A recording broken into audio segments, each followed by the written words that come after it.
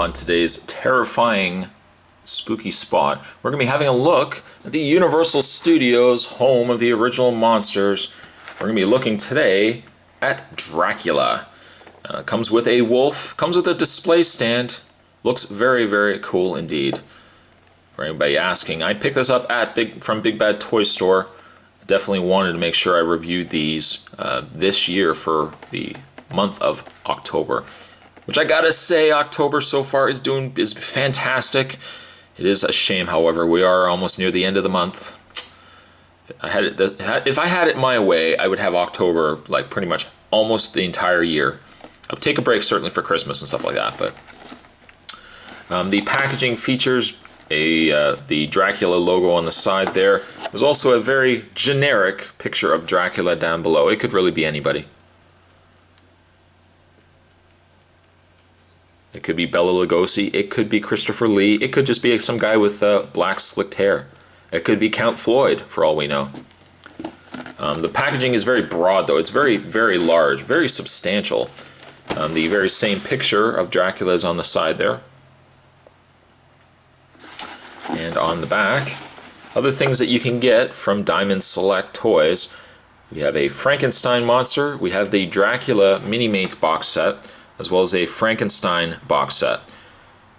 Now there are inclusions, there are additional characters that make up the Mini-Mates sets that unfortunately I didn't get because I got the 2 packs from Toys R Us. So some of the love interest and the boyfriend here, actually you know what, that's not the boyfriend, it's his apprentice.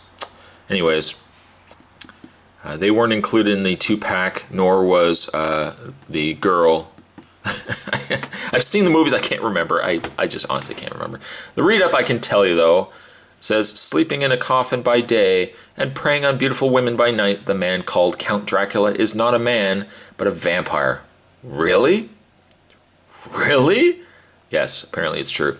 Following his voyage from the mountains of Transylvania to London, the 1931 Universal adaptation of Bram Stoker's novel remains the most iconic. Now there is something I want to comment on that, but you know what, maybe what I'll do is I'll wait until I get the package opened. Probably makes more sense. Speaking of getting the package open, that's exactly what I'm going to do. We're going to get this opened up. We are also going to be having a look at the figure and the accessories inside, so there's more on the way, my friends. Don't go anywhere. And we've got them out of... Hey, Count! Woohoo! Hey, Count, over here. Over here, Count, Count. Count, Spot, hey, Spot, Count, Count. Ah, forget it. One of the accessories that he does come with is a wolf. The wolf itself looks pretty cool. I like the design of the wolf. He's got glowing eyes there. One of the many creatures that Count Dracula can turn into. I know most people usually look at Count Dracula as turning into a bat solely. But even in the original, he could turn into a wolf. I mean, there's no articulation to speak of. It's basically just a rubbery... It's basically like a larger timber that would have come with Snake Eyes. Yeah, except he comes with Dracula here. But the sculpt is pretty decent. I think the sculpt is nice. Dracula also comes with a display stand. Sorry, Count, let me just get behind you. Oh, yeah. Totally figured he was going to fall. He also comes with a display stand, which, not really a lot to be said. I mean, it's a grass kind of base, if you will. There are 4 peg holes, smaller ones on the sides, larger ones at the back here. You also notice that timber here, maybe I'll just call him timber for the rest of the review, has peg holes that you can actually take timber and peg him into place. They don't really stand. I tried doing this earlier, and the wolf, at least, is not the easiest to get into the display stand. Once you get him in there and you lock him enough, he does want to stay a little bit.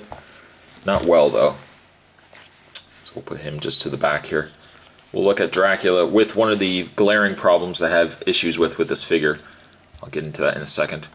But the likeness, you can definitely tell that while they did have the overall design of Dracula, You certainly could not get the likeness of Bela Lugosi. Instead, what we get is a pretty generic vampire, a pretty generic Count Dracula. Now, that could be good, that could be bad. I mean, it really depends on where you come from as a collector. I'm just going to move the camera up here for a second. As a collector, maybe you don't necessarily want your Dracula to look like Bela Lugosi. Maybe you do. I mean, I'm all right with the fact that he doesn't. It would have been nice if he did. And I think the issue becomes even more apparent when you get to the Frankenstein. But the face isn't bad. I can tell you where they do excel, though, and that is the paint. I think the paint is very nice on him. I especially like the really dark blood red that they've put in the cape. Now, speaking of cape, this is where one of my issues comes with the figure, is the fact that this cape is not attached to anything. It's not attached to his back. It's not attached to his collar. It's not glued on, which I originally thought it would have been. It does give you the option that if you prefer to have him uncaped, you can certainly do that as well. And he still looks fine. He still looks decent enough.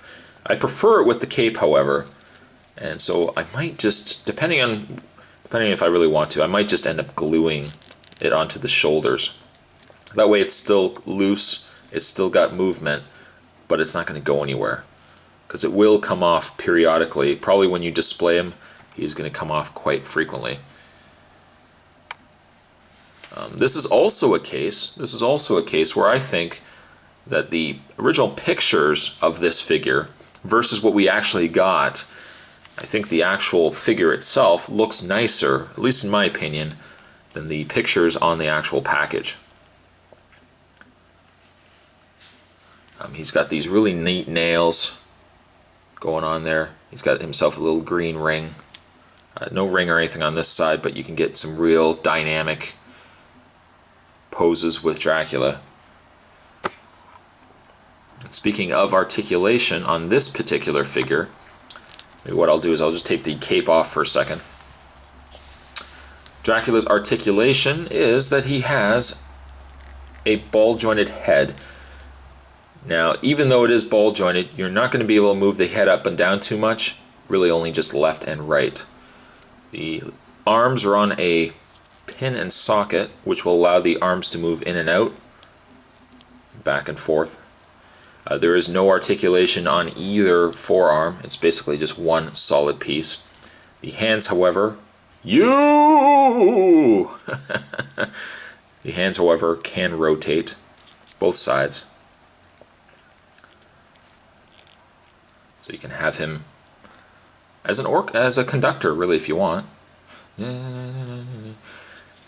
He has a waist swivel. Now, a waist swivel, I use that term very loosely because you can't really do too much really with the waist at all. There is also no articulation in the feet.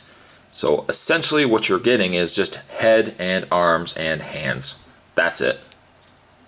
That is it. Now, where the articulation, I think, suffers from this figure, the sculpt is pretty decent indeed. And again, going back to the face, if you can overlook the fact that it doesn't have the likeness of Bela Lugosi, and it's just as a generic vampire Dracula figure, it's a pretty decent figure. And I really, really like it. I really like the display stand. Let's see if we can actually get Dracula on his display stand.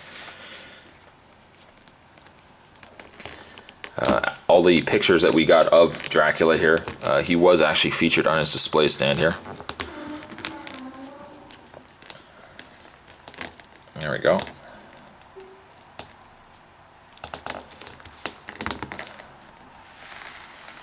And I think you've got a pretty nice looking display.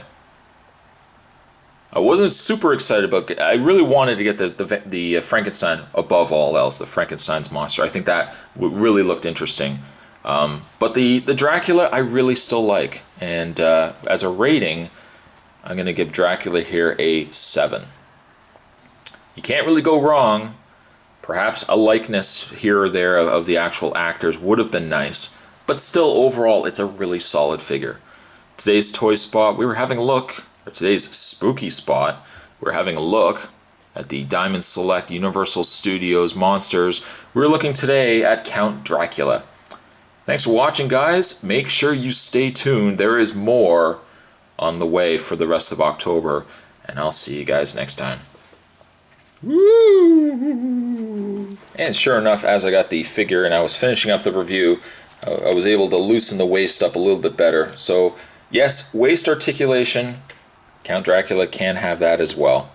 So you still get pretty dynamic poses from the Count here. I just want to tack this video on, let you guys know, yes, there is some better waist articulation. It was just a little tight. But I'll see you guys later.